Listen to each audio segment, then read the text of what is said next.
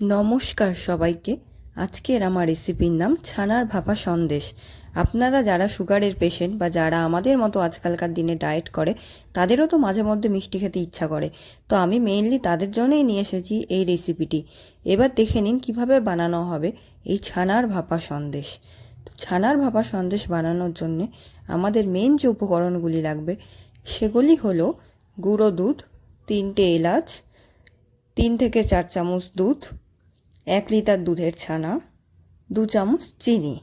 এই উপকরণগুলো দিয়ে আমরা বানাবো ছানার ভাপা সন্দেশ। এবার আমরা দুধটা গরম করে নেব। দুধটা গরম করে নেওয়ার পরে আমরা 1 বাটি জলের মধ্যে 3 থেকে 4 চামচ ভিনিগার মেশাবো। ভিনিগার মেশানোর পরে এবার এই ভিনিগার মিশ্রিত জলটি দুধের মধ্যে দিয়ে আমরা ধীরে ধীরে ছানা তৈরি করে নেব। ছানা তৈরি করা হয়ে গেলে সেটাকে ভালোভাবে ছেঁকে নিয়ে আমরা জল দিয়ে ধুয়ে নেব, যাতে তার মধ্যে কোনো টক ভাব না থাকে।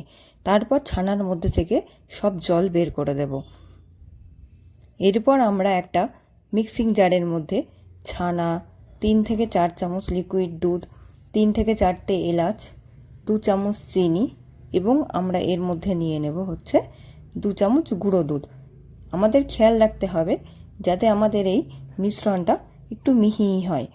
এরপর আমরা মিক্সিং জারের মধ্যে সব ইনগ্রেডিয়েন্টসগুলো নেওয়া হয়ে গেলে আমরা এটা ভালো করে ব্লেন্ড করে নেব। ব্লেন্ড করার পরে এই রকম মিশ্রণটি তৈরি হলো। এবার আমরা একটি পাত্রের মধ্যে কিছুটা পরিমাণে ঘি নিয়ে নেব। ঘিটা ভালোভাবে মাখিয়ে দেব যাতে তলায় ছানা কোনোভাবেই লেগে না যায়। ঘিটা মাখানো হয়ে যাওয়ার পর আমরা মিশ্রণটা ধীরে ধীরে সেই পাত্রটির মধ্যে আমরা ট্রান্সফার করে দেব। পাত্রটির মধ্যে ভালোভাবে পুরো মিশ্রণটা ঢালা হয়ে গেলে আমরা এবার পাত্রটাকে কিছুটা নাড়িয়ে নেব যাতে তার মধ্যে কোনো ছিদ্র বা ভয়েস না থেকে যায়। এরপর আমরা উপর থেকে কিছুটা আমন্ড কুচি ছড়িয়ে দেব গার্নিশিং করার জন্য। এবার জলটা গরম হয়ে গেলে তার মধ্যে পাত্রটি দিয়ে আমরা উপর থেকে ঢেকে দেব।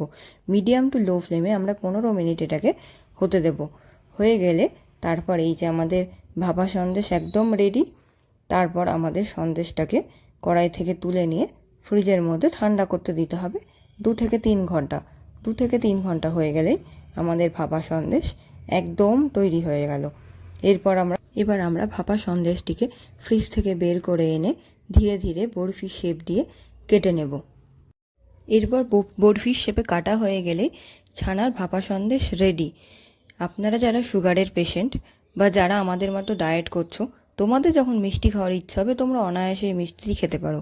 আর আমার এই রেসিপিটি কেমন লাগলো কমেন্ট বক্সে অবশ্যই কমেন্ট করে জানাতে ভুলো না তোমরা। ধন্যবাদ।